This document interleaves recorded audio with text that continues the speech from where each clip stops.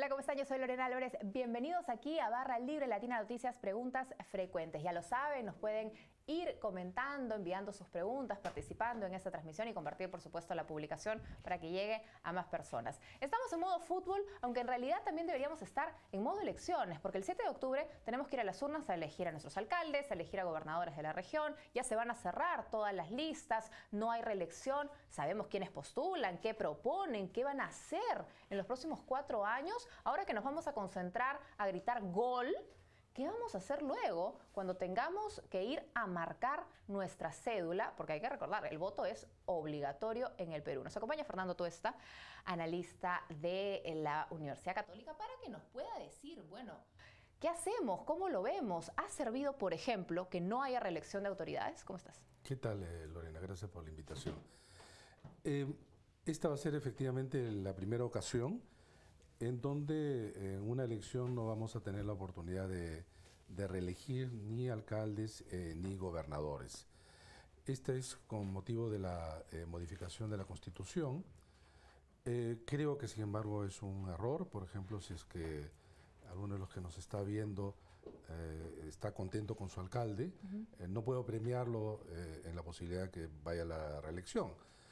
Ha sido una norma que ha sonado más populista, ok, no reelección para nadie, excepto, ojo, si eres congresista, ¿no? Ahí sí está muy bien que te reelijas. Pero en realidad tenía como base lo siguiente, se decía que muchos alcaldes y gobernadores roban y por lo tanto la reelección lo que te permite justamente es ampliar ese tiempo, por el motivo por el cual estas autoridades tendrían la posibilidad de robar más. Y además que se reeligen mucho, cosa que no es cierto. En realidad, la tasa de reelección en el Perú es muy baja en general, tanto de parlamentarios como de alcaldes. Lo que ocurre es que en Lima han habido casos de reelecciones sí muy Chorrillos, seguidas. Chosica, por ejemplo, son dos ejemplos muy claros. Magdalena. Bueno, Magdalena también. ¿No? Entonces, pero son casos excepcionales. Estamos hablando de 3 distritos de 1.635. Lima no es el Perú. A pesar de que algunos se confunden, ¿no? Y entonces se dio esta modificatoria de la Constitución, ni siquiera de la ley, bajo el argumento, como te señalaba, de que los alcaldes no deberían estar tanto tiempo porque roban. En realidad es una afirmación falaz, eso no está demostrado. El alcalde que roba lo puede hacer en 4 años, no necesita 8, ni mucho menos. Y en todo caso, si querían quitar o controlar la perpetuidad, pudieron haber puesto máximo 2 periodos consecutivos. Exactamente, 2, 3, o ampliar el periodo del mandato y solamente una reelección, y está bien. Pero ahora vamos a cambiar a todas las autoridades del país. ¿Vale? Eso representa un problema, me imagino. Por supuesto, porque por ejemplo los alcaldes que tienen experiencia o que han hecho un buen gobierno no pueden seguir en su distrito o provincia, y también el gobernador. Y entonces lo que tú tienes ahora es que muchos alcaldes que han sido, digamos, exitosos, lo que están haciendo es intentar, por ejemplo, en el caso de Lima, la alcaldía de Lima, o algunos alcaldes de provincias tentar la presidencia del gobierno regional. Eso suena lógico, ¿no? Digamos, si estabas en el distrito, pasas a la ciudad o pasas a la región. Eso es normal. Lo que no estamos entendiendo es este cambalache de, bueno, como yo no postulo, postula mi esposa, mi hijo, mi primo, mi tío, o mejor, como ahora se permite el distrito electoral múltiple, yo soy alcalde de acá, pero también conozco la problemática de allá, donde tengo mi casa de playa, o mi oficina, mi casilla postal. Y tenemos a otros alcaldes, el de Magdalena, por ejemplo, se va a Lurín. Sí, tengo entendido para Lima provincias, claro, para la región. Pero tú recuerdas algo importante, se ha modificado la norma, lo que permite que una persona no solamente postule en la circunscripción, sea distrito, provincia o la región donde debe postular con una residencia de X años, sino que si has nacido allí. Por ejemplo, si tú naciste en un distrito X, pero nunca has estado allí, sin embargo te dan la posibilidad de postular. Esto ha hecho esta movilidad que es forzada. O sea, si yo nací en el hogar de la madre, pues que queda en Miraflores. O sea, yo puedo postular por Miraflores a pesar que no vivo en Miraflores. Así es. Imagínate tú ya en situaciones donde las distancias son mayores, en donde no hay ni siquiera relación, ¿no? Pero se van a cambiar, repito, todas las autoridades.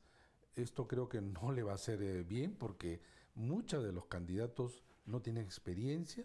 Por ejemplo, de los candidatos para la alcaldía de Lima, ¿quiénes aparecen en la intención de voto con mejores posibilidades? Los primeros no tienen ninguna experiencia municipal y sin embargo los que tienen alguna experiencia municipal, que son actualmente alcaldes, es el caso de Muñoz, Velarde, Zurek y otros, aparecen... En 1%. Claro, 1%. Y entonces tú dices, la gente lo que hace es desaprobarlos desde ya. No, la gente ni siquiera los conoce probablemente, porque son en circunscripciones muy pequeñas, pero que han tenido de repente gestiones que están aprobadas y sin embargo los que aparecen primero son los conocidos. Por ejemplo, tenemos es un tema de recordación. Pero, por ejemplo, tenemos a Renzo Reyardo, que, Renzo Reyardo ha sido congresista. Él tiene una experiencia de gestión pública, sin presupuesto, porque, digamos, el Congreso no es... Pero, bueno, lo han elegido popularmente. Sí. Ya, ok. Pero, ¿el hijo de Castañeda Locio? Que además fue revocado. Sí, además fue revocado. Yo creo que en el tema de intención de votos... Es de mi colegio, por cierto, el hijo de Castañeda. Una promoción menor a la mía. En el caso de Luis Castañeda, creo que la gente está confundiendo con Luis Castañeda Locio. Pero es que se da la sensación de que, ok, no permito la reelección, pero de alguna manera sí la estoy permitiendo si postula a mi familia, pues. Pero no hay manera de, o sea, como de evitarlo. Pero el nepotismo... No existe ahí esa figura porque no hay alguien que contrate y aprovechando tu posición como para... Pero en la presidencia, por ejemplo, no se puede, podría postular No. O sea, ¿por qué en la presidencia no? Porque vamos a hablar del caso de Nadine Heredia, por ejemplo, decíamos la reelección conyugal y toda esta historia. Claro. No, Nadine Heredia no puede postular porque es la esposa del presidente, eso está vetado. ¿Por qué entonces en las alcaldías sí pueden postular esposos, hermanos, hijos? A nivel presidencial hay una suerte de una mirada excepcional. Por ejemplo, no era posible la reelección presidencial, salvo cuando lo cambió Fujimori, pero luego eso se volvió a modificar, pero sí era posible a nivel de alcalde, ¿no? Pero quiero regresar al tema de Luis Castañeda Pardo. Yo estoy seguro que la gente que cuando les han preguntado, muchos han pensado que es Luis Castañeda Locio, porque quien te encuesta no te tiene por qué aclarar nada, o estaría, digamos, incurriendo en un problema y error de hacer la encuesta. Y voy a preguntar, ¿va esa cédula con foto o sin foto? No, es sin foto. O sea, solo va a ir el nombre partido, que es Solidaridad Nacional, que todos lo asociamos a Castañeda, así y su nombre, Luis Castañeda. Así es. Pero lo que tú votas ahora, no, en la cédula no aparece ni siquiera el nombre, ¿eh? En la cédula tú tienes... Solidaridad Nacional y el símbolo, nada más. Y la campaña lo van a hacer, te aseguro, Luis Castañeda, no van a decir Luis Castañeda Pardo, no van a decir por si acaso es el hijo, van a decir simplemente Luis Castañeda y la gente... Lucho algo. Seguro, ¿no? Lucho sí habla. Lucho contigo. Lucho contigo, sí. Pero... Ahora sale el Logan ese y va a empezar que le he dado yo. Castañeda, el caso de Cornejo, que también es conocido, el caso de Urresti. Urresti, claro. Pero son ahora... digamos, la intención de voto está dirigido a ellos por un tema de recordación. Dicen que van a votar por él, sin embargo, todavía ni siquiera están inscritos, ¿no? Suele suceder. Pero ahora, tú en la introducción al programa dijiste que modo fútbol, y eso sí creo que va a ser bien importante, no creo que la campaña vaya a tener interés sino después del O sea, acaba el 16 de julio, digamos, nos empieza a importar. Hay en Palma fiestas patrias, esto va a ser agosto-septiembre. Entonces va a ser una carrera de corto aliento. Nunca ha sido más. Una carrera de velocidad. Nunca ha sido más. No de resistencia. No, pero nunca ha sido más. Las campañas a las alcaldías son de corto aliento, 60 días, no más. En muchos medios se dice, pero la gente todavía no está interesada. Nunca han estado interesados más tiempo que 2 meses. No, ¿para qué? Además. ¿Pero qué nos espera en las próximas elecciones?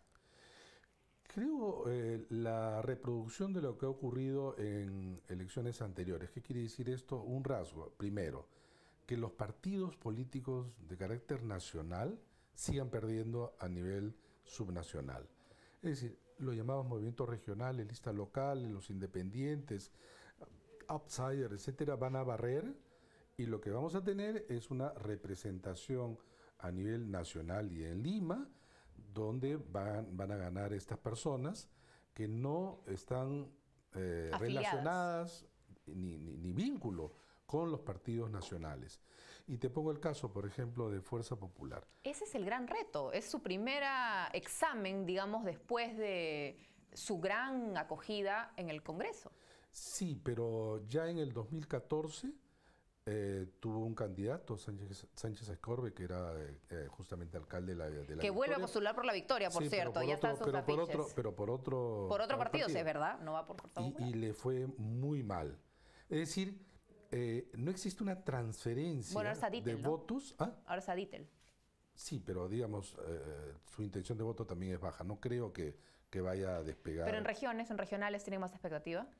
En algunas regiones sí, pero va a depender quién es. Acuérdate que Fuerza Popular tiene 3, que es San Martín, no, 2, San Martín e Ica. Ahora, ambos no son miembros de Fuerza Popular, son invitados de Fuerza Popular. A propósito, Angélica, por ejemplo, nos plantea, dice, la verdad ya no sabemos qué nos tocará, ya no hay confianza en nadie. Y en esa misma línea, Clelia dice no a la reelección de alcaldes ni congresistas. Si plantean, no confían en nadie, menos aún confían en los partidos. Sí, claro. No, la gente va a votar por personas. Pues si votara por partidos, hoy Fuerza Popular, que digamos el que tiene dentro del universo de partidos una posición mejor, estaría en primer lugar y no lo está. Entonces tienes a Renzo Reyardo con su partido, que es un partido, digamos, que no tiene ni siquiera representación parlamentaria, está ahí. Votan y van a votar por él o por otros, pero por la persona. Pero en este caso, en el Fuerza Popular también siempre carga el voto en contra del antifujimorismo. ¿Algún candidato no le puede quitar justamente ir por Fuerza Popular que ir solo? Porque como votan por la persona. No, pero en este caso eso no tiene ninguna relevancia. O sea, el impacto es en la presidencial. En la presidencial y dirigido a Keiko Fujimori, básicamente ahora que podría, digamos, atraer el voto antifujimorista. Y además eso está en cuestión. Pero que alcaldes distritales, provinciales, gobernadores vayan por el Fuerza Popular, no falta alguno que probablemente no lo vaya a hacer, pero además el anti juega mucho en una segunda vuelta, pero ahora donde tú tienes un abanico de posibilidades, eso no juega. Tenemos el caso de, bueno, vienen los candidatos, se habló mucho de la reforma electoral, pero el Congreso está altamente desacreditado. Además, siempre, recuerdo tus clases que decías, las reformas electorales se hacen al inicio de los gobiernos, porque es cuando hay mayor cohesión, luna de miel, todos quieren llevarse bien, entonces llegan a acuerdos. Ya en esta etapa, ya llegar a conclusiones para cambios importantes es muy difícil. Es difícil. Entonces, ¿han hecho alguna reforma electoral real en este Congreso? No, han habido modificaciones de la norma que yo creo que no aplica para ser denominada reforma electoral. En principio se han comprometido a seguir debatiendo. Habría que ver aspectos que tienen que ver con modificaciones, por ejemplo, a nivel constitucional, tipo la bicameralidad, o llevar nuevamente la discusión para un código electoral que sería lo adecuado, necesario, imprescindible de cara al 2021. Pero eso es responsabilidad mayor de Fuerza Popular, aun cuando no solo de ellos. Porque no existe ningún partido en el Perú, aparte de Fuerza Popular, que tenga una propuesta que tú puedas decir, bueno, esta es parte del debate, esta es mi propuesta, sino proyectos de ley que buscan modificar uno que otro artículo, pero de manera integral, de manera que pueda llevarnos realmente a cambios sustantivos no hay. Ahí fue cuando se generó el primer problema con Patricia Donaire. ¿Te acuerdas que se hizo toda esta comisión de reforma electoral, estuvo la propuesta y al final en su partido, que en ese momento era Fuerza Popular, le dijeron no? No, pues. Y motivó justamente su salida del partido. ¿Por qué no quieren hacer las reformas que necesita el sistema? Porque todos sabemos que hay que reformarlo, que no nos está funcionando. Todos dicen que sí, incluido todos los partidos y todos los congresistas. El problema es cuando ya discutes y lo que tienes por delante es discusión de una norma que va a tener que ver y tiene impacto en su vida, de ellos directamente. Más que cualquier otra ley, esto les impacta en su futuro como políticos y por lo tanto siempre existe una tendencia a ser conservador. Algo así como prefiero lo malo conocido a lo bueno por conocer. Por ejemplo, entonces, el tema de los aportes a los partidos. O sea, finalmente no ha habido ningún tema de fondo asociado a la transparencia o a evitar aportes desconocidos. Pero, por ejemplo, Los partidos importantes que están en el Congreso, 6 de 23 inscritos nada más, esos partidos, si se aprueban normas en general y se va a una reforma, no van a ser perjudicados. Los que van a ser perjudicados son los partidos pequeños, más informales, que no tienen capacidad ni siquiera para poder responder a las exigencias de una norma. Y en consecuencia les conviene, pero no se dan cuenta porque la mirada es bastante vista en el corto plazo. Y entonces la medida es, ¿me favorece o no me favorece en la parte inmediata? No se dan cuenta que en realidad esto sí le favorece en el mediano plazo. Por ejemplo, lo que tú has hablado acerca del tema del financiamiento. Si van al tema del financiamiento, ¿qué es lo que ha ahogado a los partidos y qué los ha llevado a muchos de ellos a recibir contribuciones de todo tipo? El hecho es que no tienen dinero. Y entonces hay propuestas que te están indicando que, por ejemplo, ampliar la franja electoral, eliminar ya las compras individuales o particulares de los partidos. 2, incluir financiamiento público directo para las campañas. No siendo popular, es necesario. Con eso tú disminuyes en proporciones altísimas la vulnerabilidad que tiene el partido delante de quienes ostentan el dinero. Esto que parece sencillo, bueno, se plasma también en propuestas, no lo discuten. Y como eso mucho. Entonces, los partidos lo que van a hacer es tratar de discutir, sí, pero con dificultades como las que hemos anotado, y que, bueno, hay que seguir, digamos, insistiendo, que es la única manera, además de que esto, por alguna eventualidad, pueda salir. Pero es que además hay cosas pero en general el fortalecimiento de los partidos pasa porque los políticos no terminan de ponerse en ese rol, porque se habla ahora, ¿no?, que hay normas que quieren perjudicar o evitar que postulen Julio Guzmán y Verónica Mendoza. Pero Julio Guzmán y Verónica Mendoza ya sabemos que no tienen partido hace como 2 años. ¿Y qué han hecho por inscribirlo? Ya, ahora, el tema es que las normas actuales en el Perú son normas que tratan de cerrar casi la puerta de ingreso y tratan de cerrar también la puerta de salida. ¿En qué sentido? La puerta de ingreso es los requisitos que tú tienes que cumplir para escribir un partido. Es absolutamente desproporcionado, que no se encuentra en ninguna parte, pedir 730.000 firmas. Eso no hay en ninguna parte. Y cuando te digo en ninguna parte, para empezar en América Latina. Países más grandes ni siquiera colocan ese requisito. Por lo demás, las firmas no están demostrando absolutamente nada. La idea de las firmas, que tiene muchas décadas atrás, tenía como propósito sí demostrar que un partido que ya estaba organizado tenía el respaldo ciudadano y tú tenías capacidad de movilizar a tu gente para recoger firmas. Hoy en día, lo que haces es incentivar con ese número un mercado negro de venta de firmas. Y entonces todo el mundo sabe que eso existe, porque la gente que ahí de vez en cuando aparece en la calle pidiendo firmas sería insuficiente para lo que luego se presenta. Y lo que se presenta son cientos de miles. Y entonces el órgano electoral lo único que hace es comparar la firma del planillón con la firma que está en el padrón electoral. Ojo, si se parecen, se considera válida. La OMP nunca utiliza, además, un término técnico, verdadera. Dice el término técnico es válida, porque para que sepas que es verdadera, requieres de un examen, de un perito especial por cada firma.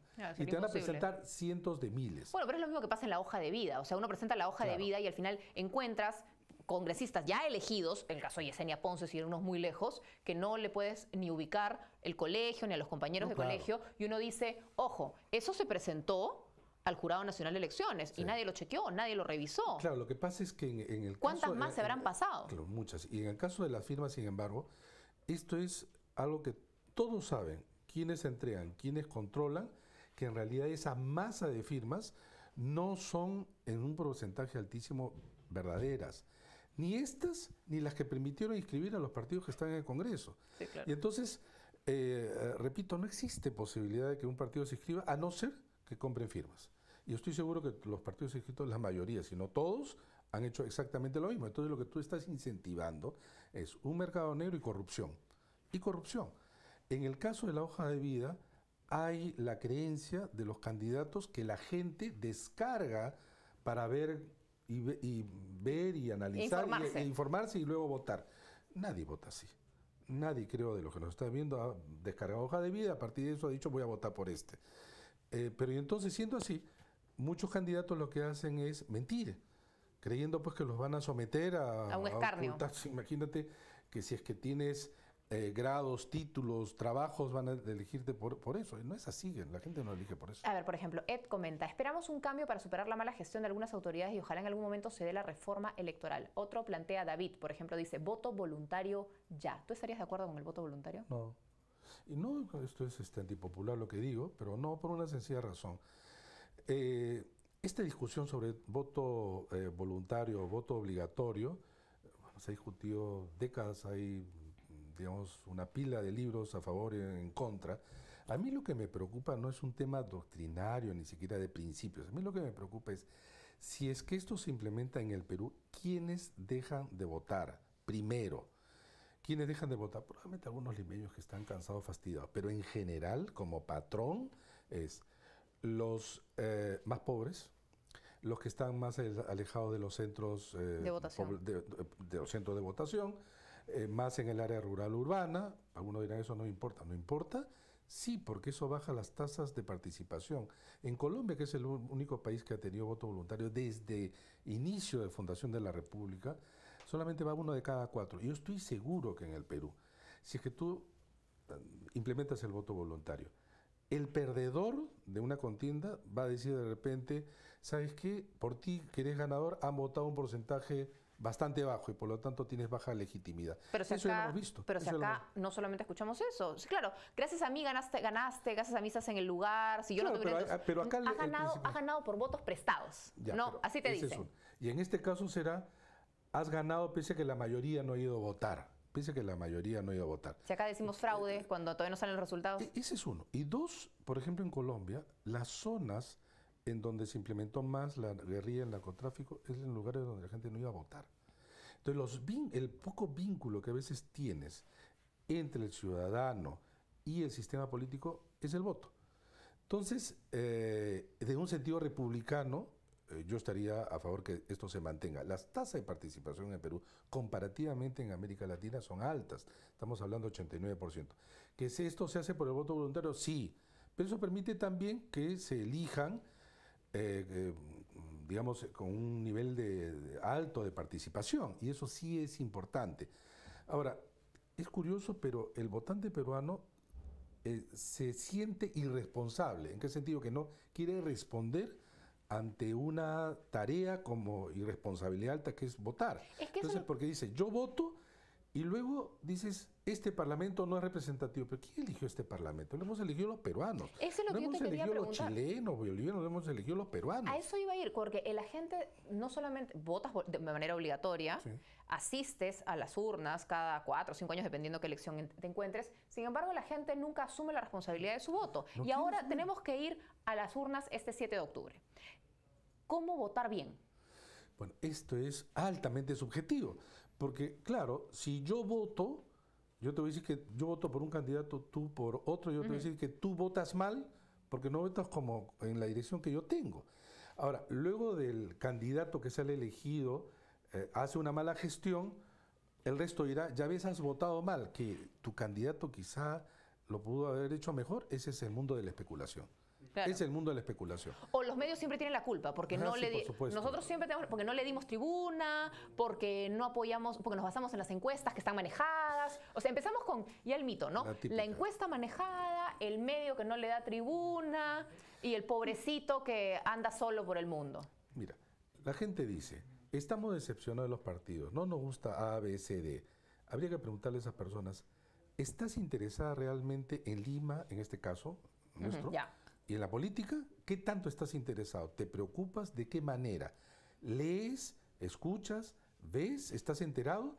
Porque si no te interesa la política y lo rechazas, no vas a estar enterado. Y en el momento de la votación vas a hacer cualquier cosa. Entonces, no traslades la responsabilidad a otros cuando uno lo tiene. Entonces, repito, en nuestro país es muy fácil, y eso se ha convertido en algo reiterado, que el elector peruano se convierte o se siente que no tiene responsabilidad en la votación, es el único responsable. Porque si le dan, además, le das un abanico de posibilidades y no te gusta, puedes votar en blanco o nulo. El porcentaje de blanco o nulo en el Perú es un porcentaje bajo. Quiere decir entonces que tú preferiste a uno de los que estaba allí. Y dentro de esos, uno salió elegido. El alcalde de Lima ha salido elegido nuevamente con un porcentaje alto. Hay que esperar que termine su gestión para elegir a alguien a quien probablemente tienes que tener mayor esfuerzo por conocer a los candidatos para votar, digamos, de una manera quizá más certera. Esto no te garantiza que esa persona va a hacer necesariamente una buena gestión, aquí y en todas partes. Muy bien, comenzamos entonces con Fernando Tuesta. A propósito del plano electoral que viene siendo muy importante, si bien somos latinas, somos el canal del mundial, también estamos preocupados con lo que viene haciendo las elecciones. Por eso aquí en Barra Libre vamos a hacer el esfuerzo de llevarles el debate de los candidatos a alcaldes de todos los distritos de Lima y Callao. Ese es el compromiso que queremos asumir ahora que termine el mundial. Así que los vamos a tener aquí, debatiendo sus propuestas y esperamos contar con ustedes, porque como bien lo ha dicho Fernando, nosotros somos los que votamos. Nadie pone a las autoridades en el lugar más que nosotros. Así que los invitamos a que se informen y decidan bien. Mi nombre es Lorena Álvarez. Nos encontramos próximamente aquí en otra edición de Barra Libre.